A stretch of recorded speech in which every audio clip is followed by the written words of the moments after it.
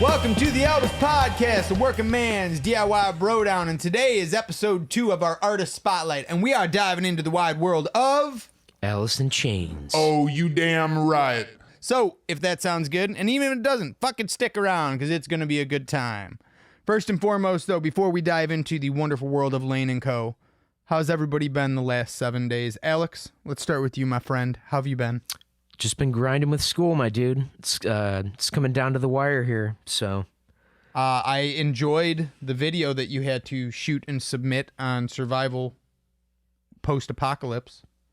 I learned some shit, which is always good because you don't always learn shit. I mean, it was already like difficult to condense it as much as I did, but I mean, there is so much more that I wanted to talk about. But it was good. I I mean, mean, like 15 minutes, wasn't it? yeah. yeah, I learned a lot. Like, I didn't know, I didn't even think about, like, identifying plants and shit that I could or could not eat. well, I mean, that's yeah. Yeah, I saw that on that. What was it? The Naked and Afraid show, where the one lady, like, she knew a lot about like what plants they could eat and like what not to eat and stuff. So. It's a good skill to have, and if you don't possess that skill, that doesn't mean that you can't learn it or obtain it. Obviously, in the event of an apocalypse, and we're post-apocalyptic living.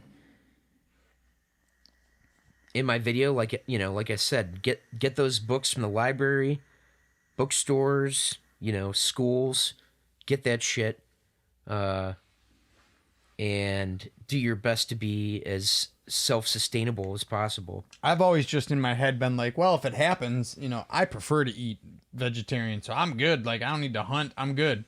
But that's what in my head was like, I might be dead at the fucking first day if I go and eat something I can't eat. Well, it's just crazy. I mean, like, I didn't even think about the fact when I bought, like, two of the most common, vegetables / fruits, to grow, tomatoes and peppers. And it's crazy that they're in the same family, like the nightshade family. Right, with, like, eggplants and a whole bunch of other shit. But, yeah. But like the name nightshade implies, like the actual, flowered, plant, nightshade, like that shit'll kill you. Fucking crazy. Man, It'll kill you, man. this is scary. Hey, Scurry, what have you been up to last week, dude? What did I do? you. I cooked out and hung out with my kids, and Anything memorable that was cooked up? we did turkey feta burgers. Oh yeah, turkey feta red onion turkey burgers. Fuck yes. And then just cheddar beef burgers or whatever, and chicken thighs. Nice. And then what else did I do? Nice. Oh yeah, and then I also jammed with Justin. Nice. That was pretty cool. I'm gonna eat fucking Popeye's spicy chicken sandwiches for dinner tonight. It's gonna be glorious. Ooh. Hells yeah. Allahu Akbar. That, yeah, sure. God is great. That's what it means. Well, I'm just saying I don't agree. No. Justin from the Give and Go. From the Loaf and Jug, The who? What now? the gas station, the Loaf and Jug. Do we have those out here? Justin. What? No. Oh, okay. In Wyoming, when I used to be on tour, we used to laugh because there's gas stations like the Come and Go. There's one out there called the Loaf and Jug, which is funny as fuck. What the fuck? Yeah, we bought a Bic lighter. We bought a Bic lighter from the Loaf and Jug. The Chug and Thug? The Loaf and Jug. Yeah. Yep. The last week, all I've done is basically, I got real bad food poisoning, which sucked. So, like, Saturday at, like, 3:30 in the morning, I woke up and was full-on exorcist for hours. Out of both ends. Yeah, absolutely. I mean, at one point, it was, like, sat down, had to grab a garbage can because I was like, is this even possible simultaneously? Like, yeah, it was gnarly. So I didn't go to work on Saturday. Was off Sunday, recouped, and then been back to work ever since, and things have been better. So that's all I've been up to is just kind of, licking my wounds. Ooh. Trying to get back to it. Yeah. Speaking of getting back to it, let's get back to our Artist Spotlight. Episode 2. This was Mr. Alex Zeke's pick, and I could not applaud you more for picking this artist. So why don't you give us a brief introduction to the one and only AIC. Oh, geez. Describe them. Tell me what hear. I mean, so just to quickly, like, you know, I guess recap a tiny bit, like, you know, our last artist showcase was Nirvana, and that was like a huge band that I springboarded off of into everything from Alice in Chains to Queens of the Stone Age and, you know, Soundgarden and Mudhoney, Melvins, Pixies, you name it, you know. But Alice in Chains, I'll never forget, like, if you guys ever owned or heard anything off of Music Box, which is like their grand box set they put out years ago. They had like some extra songs that they put on there, right? Yeah, that they were unreleased. I don't think I've ever heard them, but and a lot of those, and I think that had a lot to do with their name, like Alice in Chains, because like a lot of their early stuff, they were kind of like they'd kind of dress up like, you know, hair metal band or something. No, like that, but also kind of like cross dress. Oh, and so they were like a cross dressing, like, you know, bluesy metal band, you know, out of Seattle. So I mean that doesn't do justice. I mean, like, they're kind of Guns N' Roses esque. Well, that's early on. They look like that's where they got the whole Alice cowboy hair metal. So you'll love this. Gibson put out the I forget the exact origin of the name. Gibson put out the Jerry Cantrell Icon series earlier this year, and in it, he goes over the whole lineage, and basically, unfortunately, I think he was raised by like his mom and his grandma, and they both died like relatively quickly. And he had gone down to Texas with a friend, and I mean, this is, I don't know, age 17, let's say. And he was working at a music shop, and that's where he got his G&L Rampage from. And then he came back up to Seattle, and he didn't have a place to stay or anything. And Lane literally said, hey, I heard about your situation. I work at like a rehearsal studio, a bunch of rehearsal places. If you want, you can stay with me in my rehearsal place, just sleep on the couch, and I could probably get you a job there. And this was like out ever having known Jerry. Now, Lane was already in a band called Alice in, like the N, like Guns N' Roses, like and. N. Alice in Chains, yeah, N. So Jerry took him up on it, started working there, and started putting a band together. And he had jammed previously with a bass player, and it was Mike Starr, and him and Mike Starr were in this band, and I guess after like a couple of practices, they both got kind of kicked out of the band, and this was before he went to Texas and everything. So when he came back, he asked Lane if he knew any drummers, and Lane said, oh, I know this guy Sean, and here's his number. Well, he called Sean, and it's like, hey, Lane told me you play drums, would you want to get together and jam? And the guy's like, yeah, it sounds cool, like, do you have a bass player in mind? He's like, no, I jammed with this guy Mike Starr once, but you don't know him, do you? And he's like, not only do I know him, he's my best friend, and I'm dating his sister. And he's like, seriously? Whoa. And he's like, yeah, I'll bring him with. So drums, bass, and guitar are now a band jamming and writing in Lane's. When did that happen? This was before Alice in Chains ever started, when Lane was in a different band called Alice in Chains. So, I mean, would this have had like some of those tracks that were on Music Box, like Queen of the Rodeo? I don't think so. Queen of the Rodeo is on the first album. If Lane is on... Hey now, baby, what you gonna do when I'm gone? If Lane is on any of those, then no, it's before that. Lane was not in the band. Lane was in his own band called Alice. But that's on Facelift, isn't it?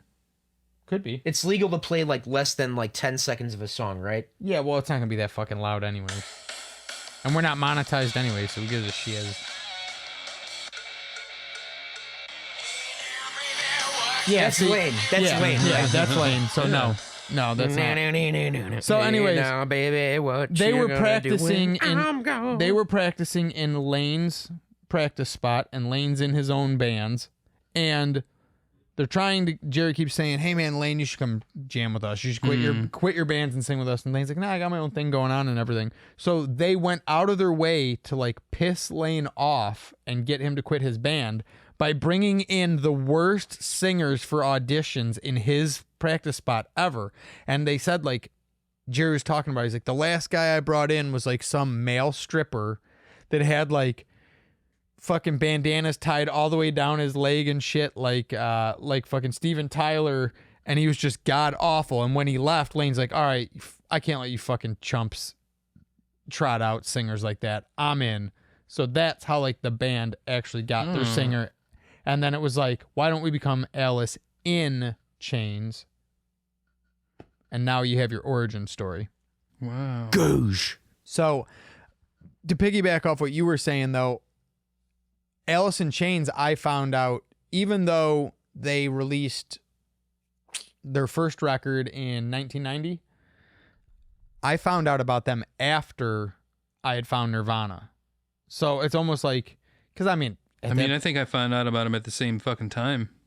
Like, well, just from it was being like on it was TV. similar time, but Nirvana was the one I found first. Like, Nirvana was after. yeah, but I found Nirvana first, and then it was like, oh, this Northwest shit's going on, and these are other bands, and that's where I found Soundgarden and Pearl Jam and Alice in Chains, and then all of a sudden you start putting two and two together, and you realize like, oh, that fucking song, Man in the Box, which was off their first record, that was like the first song that like I remember hearing and being like, wow, this is a lot heavier than Nirvana stuff, which explains why initially they were booked on a lot of metal tours, and they were, for all intents and purposes, more of like a grunge metal band. And then I remember just sticking with them once I heard them and heard the harmonies and the guitars and how heavy they were. I just stuck with them all the way up until, present day. I only listen to whatever comes out as a single. When I listen to the records, it's just not the same without Lane. You know what I mean? I think we've touched on that on one of the records. It's not that their singer's bad or anything. It doesn't have that same authenticity to me. Like Lane, you legit felt There's like the one single that was really good, like when they first recorded Something again. My Brain, right? Yeah, Check My Brain. Check I My like Brain. That one. That was good, yeah. And It that's was what I'm very saying. chainsy. Yeah, and that's what I'm saying is, Well, they found a guy that sounds a lot like him, but there's no way to. there's no replacing that ethos, like pathos. Pathos. I was gonna. I was Well, gonna I mean, say pathos, ethos, but and ethos, mythos, a little bit of everything. othos, All of those, thos. all of those. Oh, So you figure Ooh. Man No, in he the didn't. Man in the Box facelift was 1990, and I probably heard that. I probably heard it in 90, but I wasn't into music then. I was 8 fucking years old. You know what I You mean? young son of a bitch. No, facelift, the first record. Facelift. So then it was like when Nevermind and all that came out was about the time that we'd have had Dirt. We'd have had Jar of Flies was 94, so we'd have had Dirt in 92.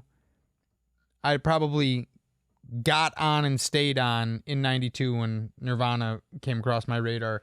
But Dirt was a huge record in terms of like, that's my favorite. I think I was gonna say, it's hard. It's hard between Album? that one and but it has so Yeah. many. and that one and Jar of Flies Jar are of Flies. just like yeah, those the are my best. two Yeah. favorites for sure. Well, and the then tri- Tripod third. I like Tripod a lot though too. But the crazy thing is it's like, if you think about it, two things that you wouldn't expect to see ever. First off, Jar of Flies wasn't promoted. Nobody knew it came out. They literally just had these acoustic songs that they had recorded and stuff. And They wanted to try out the new mic to see how they wrote or something. might have been, yeah, I don't remember. Because that was. but it's just so. I just remember they just booked time and then they had like. I just remember they didn't tell anybody that they had a record, and they just put it in record stores and let people I mean, find it. Nutshell. Well, they Nutshell. were. I Stay Away too. I think. Yeah, Oh, yeah. they were demos, and they weren't even going to release them, but the record company heard crazy. them. And they were Nutshell, I Stay Away, No Excuses. Yep. No excuses that I know. like, dude, I remember buying that tape. It's is one brother of the, is brother on that Oh, one? dude, the and few that's memories. probably got my favorite Alice in Chains song, Don't Follow, on it. With the harmonica. it Say dun, dun, dun, goodbye, dun, dun. don't follow. Is that dun, dun, dun, dun, dun, dun, No, it's all acoustic, dun. and it's Okay. like, because that whole What song is record, that? that whole record's acoustic. Jar of Flies is all Yeah. acoustic. And it's like, Yeah, Lost my because I watched friend, I lost watched my I watched friends. some Alice in Chains thing, and they said that they just got off of touring for a long time, and they didn't want to like come back and turn the amps up again or something, so they went to the studio with acoustic guitars just to see how they gelled with then probably- Mike and Ez. oh, that's right. Inez came in on bass, yeah. yeah, after Star left. So yeah, But it's like, name another band that doesn't tell anybody they're releasing a record and that record gets found and blows up. It doesn't happen. And a totally different record. You're known to be heavy, distorted. And I'm pretty sure I don't know if I saw the video before I got the tape, because I went and got the tape at Best Buy when they still had to take the cassette protectors off of them or whatever from getting stolen. And I think I rode the bus. Could have ridden the bus, or I skateboarded there. Anywho, I got that tape and I was like, what? I don't even think I heard of it. But Dirt, you figure going back an album before that, to give you an idea of what... So Facelift, you know, obviously has great tracks, but Man in the Box was the song. You know what I mean? That was their single. That's what everyone knew them from. Then when Dirt hit, I mean, Them Bones, Down in a Hole, Rooster, Junkhead, Godsmack, Angry Chair, Wood. Those are all on fucking Dirt. And then to take that sound, that vibe... And they're all like real songs too. Yeah. Like, and the thing it said that like... Lane Staley like really kind of regretted writing the songs, like Something kind of like glorifying them. Drug use, yeah, because that's not what he wanted to do. But he was just trying to fucking exercise his own demons. I get it. Yeah. But I mean, to pivot from that unannounced and put out Jar of Flies, unheard of, and then to turn around and put out the self-titled Three-Legged Dog album, which, you know, Lane, pink hair, totally wearing down physically from the heroin use. That record fucking ruled. Yeah. He Heaven Beside You again. He was getting into like the drugs and shit. Oh my god. Fucking all of them at once, it seemed, you know, in like the mid 90s there. You could tell like in the videos when he was just always wearing long sleeves. Oh, dude. Cobain. And he's like so skinny and like dude, holy shit. And I've said it before, after that, like, you know, they did their hiatus because of drug issues and stuff. And it wasn't just Lane, like there were other people that had substance abuse problems, but Lane obviously with the hardest shit he weighed like 86 pounds when he died. Yeah. Which is insane. And he's like 6 foot tall or something like that. Yeah.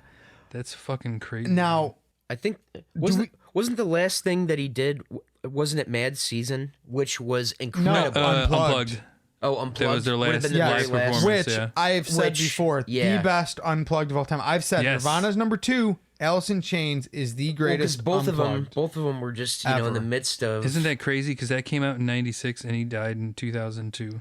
Yeah, that was the last thing. Yeah. Well, I mean, 6 years of essentially whittling away in a hospital bed. That's fucking. I mean, crazy. he got to a point.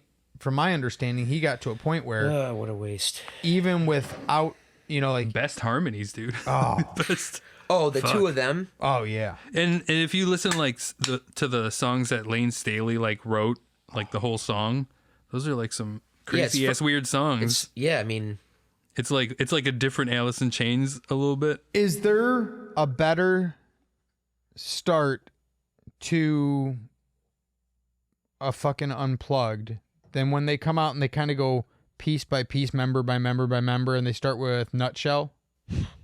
Oh yeah. Yeah.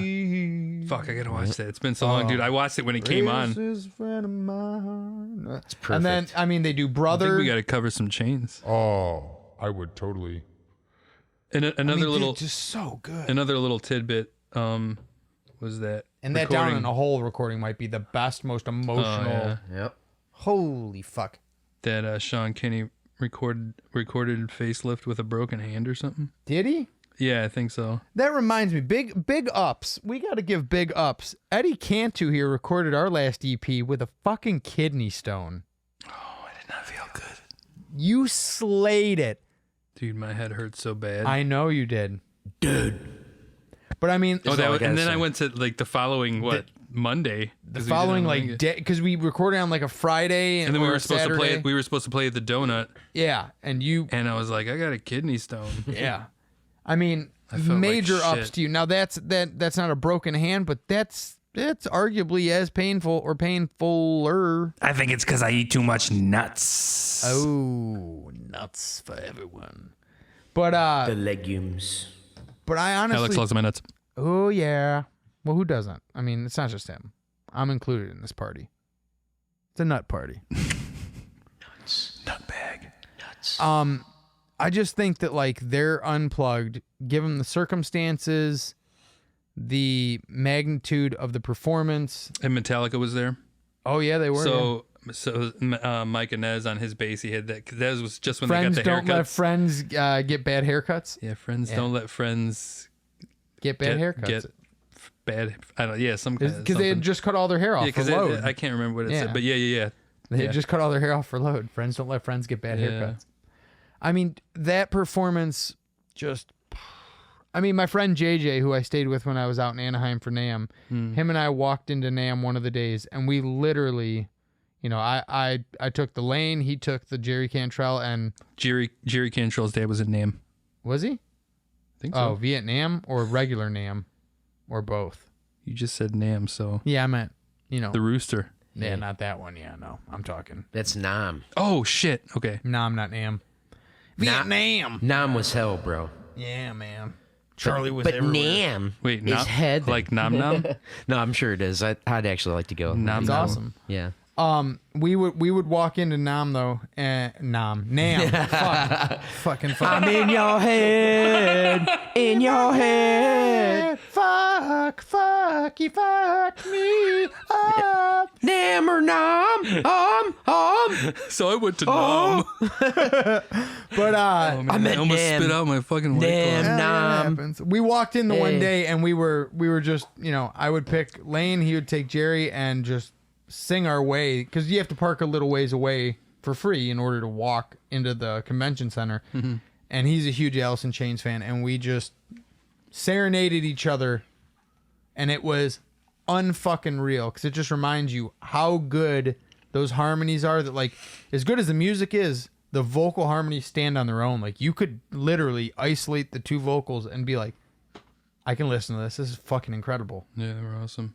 I think that was probably, would you guys agree that's the defining, as good as the music is, because I think we can all agree everything, the drums, the bass, the guitars, everything's incredible musically. I mean, yeah, the vocal harmonies, and then, but I mean, especially the fucking guitars. I mean, like, Jerry Cantrell is ridiculous. One of the greatest. His one of the goats. his layering is unbelievable. Like, Yeah. like he's known for the different takes and layering that he does. Like, he's one of those quad track guys before quad tracking was a thing. And Corpse quad tracks, bros. Bro. you know, Corpse quads tracks, bros. he's got a killer signature amp. He's got a killer signature amp I can't help myself. with Friedman, the JJ. That's what it's called. He's got a killer signature amp now with Friedman amps. Just say it's called Who? the JJ. Who? Jerry Cantrell does. Control? Control Okay. has a killer signature amp called the JJ, Oh, which is From named Nam- after Nam. from Nam. Nam. God damn it. He's got a cattle farm in Texas Nam. I am it's so called- confused. It's called Double J's is his farm, so that's why the amp's called the JJ. Ooh. See, I thought I heard that. Okay. So, where were you when Lane Staley passed? Do you recall that? Because obviously the Kurt one I remember vividly. It When did he on die? Was it like MTV News 2000? 2001 or 2002? 2002. That's what I thought. So it was a little different. We were all a little older. No, I mean, I would have been in junior high, and like pretty much that's like right around when I was discovering them and getting into them.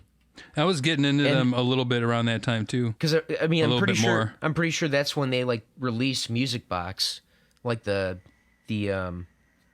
box set of essentially everything they ever did, and then some like, I mean, not all like the original mastered, stuff. Some of them were like one of them was like the original, There was just stuff that they take recorded. of like Rooster and like Junkhead. I thought that. there was a couple. I think they said a couple of songs that they had recorded during like Dirt or Facelift or something. That didn't Yeah. make the album type deal. Yeah, This that is they crazy said. because like right around that same time, it was like such a grunge revival. Like because also like You're Right came out from Nirvana, posthumously. 2002. Yeah. No, I mean like right around then, like 2000, 2001, right? I'm I pretty I think sure. thought No, that you're came right, out it was later. later. I thought Was it like 2003? 2007 or something? No, it was No, it later than wasn't- that. it wasn't Because that I late. graduated high school in 2001, and You Know You're Right was nowhere That near was a little that. bit later. I remember like hearing a Find boot- out when You Know You're Right came out. Yeah, I mean, I think it's 2003. Because when Kurt died, I can remember being at home and watching Kurt Loder pop up on MTV News telling me that the body of Kurt Cobain had been found. Was that 97? 94. 94. Fuck. And I- when he died, yeah. Yeah, and I Yeah. started crying, and then they went into the acoustic version of All Apologies from Because Unplugged. I remember being in like And it's like back in high then, school or something. back then I think I Junior cried, high. not really, more because it was sad that the singer of a band I liked had died. Not Oh, really. You Know You're Right did come out in 2002. Wow, it's so. Thank you. It's so like. world. Thank you. I felt like it was later. Yeah. Well, good job, bro. Yep. So- I remember it vividly. I mean, that's when I was getting into grunge, and then ultimately, like about a year after that, like into like Cayuse and Los Nadas and You went desert. Queens of the Stone Age. Yeah, desert rock, stoner rock. Yeah. So I mean, Oh yeah. I feel Sleep. like when Kurt died, because it was sudden and I was, balls deep in that music at its height, Oh. that hit me like a ton of bricks. But when Lane died, it was almost like, I was really bummed. yeah, it wasn't this shock, it was this like sad realization that like the end that you expected just happened. You know what I mean? It's not like a movie where you're hoping for an ending, and when it happens, you're like, yes, they No, wrapped but it I up mean, with a nice he had bow. been, he had been dying for a while, just destroying himself. And the thing is I think, I could be wrong, but I think he was off heroin for a while, and his body had just gotten to the point where it's like, without heroin, we're not functioning. The point of no return, so to speak, where your body just keeps eating itself. I mean, I could be wrong, but he was in the hospital for a while before he even died. Yep. So Yeah, I don't think I've ever like read up about how he died So or you anything. know what I mean? It's not like you see like people overdose and it's like, oh, too much at once type deal, or too much damage. No, Like, no, it's- it's like it's not like somebody who did Crocodile, right? Oh, I see what you did there. I mean, friends of mine, that I had no idea they were, at least for the longest time that they were dabbling in that. It's when you get clean that's dangerous, because then if you do it again, you do too much, you're gonna overdose. Well, without deviating too far from the plot, isn't that what happened to our boy from Sublime? He was clean. Brad and then, Noel? And then they signed the big deal, recorded the record, and, And then he he- went and celebrated and did it one time, and it was like lights out. And I mentioned Shannon Hoon earlier from Blind Melon. I Was mean, it similar, one of the most similar underrated. situation, right? Yep. We need to watch that. Remember I told you that documentary came out last year during about- the pandemic? Oh, about Blind Melon? Yeah, No Rain it's called. Oh, dude. And it's supposedly Oh, so got underrated. like 120 hours of like personal footage he had shot on camcorders and shit, and that's what they used. So that would be incredible to see. Oh, the '90s. One of the great renaissances. So here's an Of all interesting time. here's an interesting question to pose for you. Categorically massive, looking at this macro level, is the reason that the music from the 90s, the artists from the 90s, the lyrics from the 90s, is the reason that hits home with us so much because we know that those guys actually lived it? You know what I mean? Not only that, but I mean, they were all like, just I think starving artists and they made it, and emotive, and well, I think you could just hear so much pain and sorrow in their voice, and it was just so human and dark, and They emoted. yeah, well, I think last episode we ended with saying like the Nirvana. pathos, man. We ended up saying Nirvana was authentic, and I feel like maybe that's Oh, I mean, You know what I Alice in mean? Chains equally so. They were somebody was saying where it was like he was like in a little bit of pain when they did that unplugged thing, so that kind of probably helped. Yeah, I remember him. lent to that because he sounded like shit, dude. He sounded like He sounded so good on Unplugged. Yeah. But I remember during their like rehearsals for it, he was brutal, and they were like, "This is going to be a train wreck." Oh wow. He bought all the but he he's- bought all the candles that were on the set. Yep. I mean, just He had that superpower though. That's why he was able to fucking I think there's something about the conflicted artist, though. There really is. You know what I mean? I mean, Like, all throughout history, like most of the best writers and thinkers, tortured souls, you know, had been through some dark shit, and you know, in one way or another, either wanted to like share and relate that experience, if not try to like take it and turn it into something beautiful. I mean, there's something to be said for that.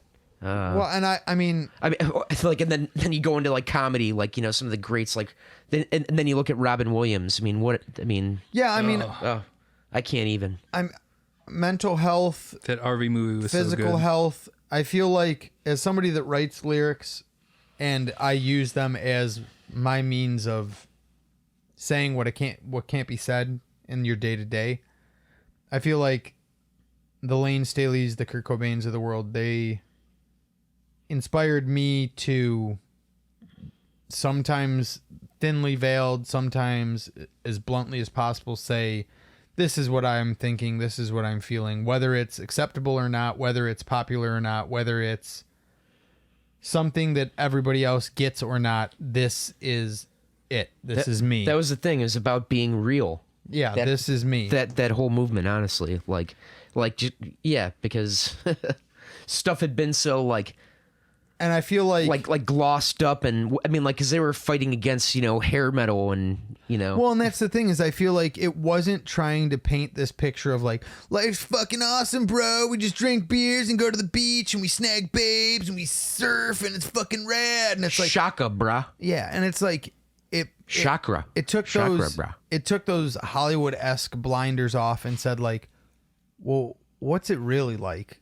You get up every day, you do the same shit, you take the same route to work every day, you have an alarm set for the same time, you do the same task, you have the same lack of funds, the same lack of ambition or ceiling.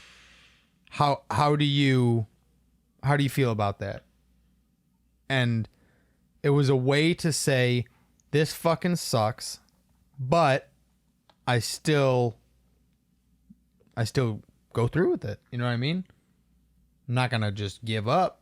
It was the way to avoid giving up. I can't give up when there's chains. Yes. I love it.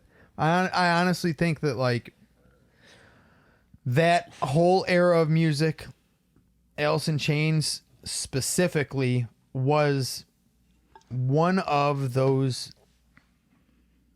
dying breeds. When you look at what's out there today, everything is, hey man, what's the most popular hashtag? Can we put it in a song?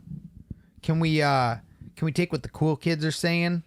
I mean, it's across all genres. I mean, do you guys remember fucking even that country song, honky tonk but donka donk? Seriously? I don't know what you're talking about. There was a country song. No. Yeah. You know what I'm talking about. What is your point? My point is I'm glad I've never heard of it. Yeah, guys, trust us, you are. It's stupid. Yes. My point is it's like, it wasn't about saying something that was going to be commercially viable to make a shitload of money and become a catchphrase or a hashtag. It was about, Yeah, it was like, I mean, it was kind of like a second coming of like what happened in both like the mid to late 60s, and then also like, you know, in like the mid to late 70s with like punk and psychedelic. Like, it was kind of a fusing of all that. Honestly, I mean, my personal opinion. no, I agree. Because a lot of the songs were, you know, by so many bands back then, especially the best ones like Alice in Chains, Nirvana, Soundgarden. It was kind of like, you know, it makes you think of like the Beatles, but they were so unique in their own thing, and like took elements kind of like different eras. I mean Nirvana more so from like probably from punk. Like Sabbathy Beatles. Yeah. Yeah, Yeah, that's a good way and to say Sabbath, that. and Sabbath. But like, he's right. It Sabbath, is no a doubt. Sabbathy Beatles. Oh yeah, because Kim Thale, Sabbath and Beatles, but not No you, Doubt. You can tell. no, yeah, no doubt. I'm just a girl. Although they are the shit. That Yeah, they record are- will. Tragic yeah. Kingdom was rad. Yep. But no, I mean, I get where you're swinging with this. Is there? It just It hit It was just a when- special time for music. I mean, like, and I'm not saying that. I know, I was there. It was awesome. I It know, yeah, was, I mean, me too. I mean, Real time. But I mean, like, you know, like it's just funny because over time, I mean, I love every decade almost equally now because there's so much awesome and rad shit, you know, from the 80s, the 70s. Like I the mean, 80s, obviously the 80s. 60s and 50s, like there is a lot of great music like composed Yeah. and, you know, I think that's probably why it upended the business so much. I mean, is, every fucking century there's, you know, there even was back to there was classical. no. It probably upended the industry so badly because there was no like, okay, we're gonna put you in this outfit. You're gonna have your hair this way. You're Right. gonna wear these sunglasses. It shook it up. It was literally like, no. You can't say that you're on drugs. You can't wear that. You can't not bathe. Like, you can't. Oh, it's popular? Like, what the fuck are we doing? And it's like, I think it's unreal how real that was. That's the only time in my life that I can look at the everyday guy and go, that guy won. You know, realistic authenticity won. Can't think of it again. That can be the name of our album. Realistic authenticity one. One of 7. One, Get like, 2, oh 3, shit, 4, they're gonna do 7 of these. 5, Holy 6, shit. 7. It's like Harry Like, Potter. we hope it's good. It's like, because it's gonna be like, oh man, they're gonna do 7 of these. That's hilarious. Okay, well, please like and subscribe. Leave a comment down below. Let us know your favorite Alice in Chains memory. I mean, for the love of God, let's keep them up there. Keep them out there. I know they're still putting stuff out, but let's not let Lane die. He's the man of all men. My name is Aaron. I'm Alex. And I'm A, okay? And I want to rock with you. Rock out you, I want to okay? rock out with you, This mate. has been our second episode of You the got Artist me? Spotlight. Thank you. Rock out. Yeah, man.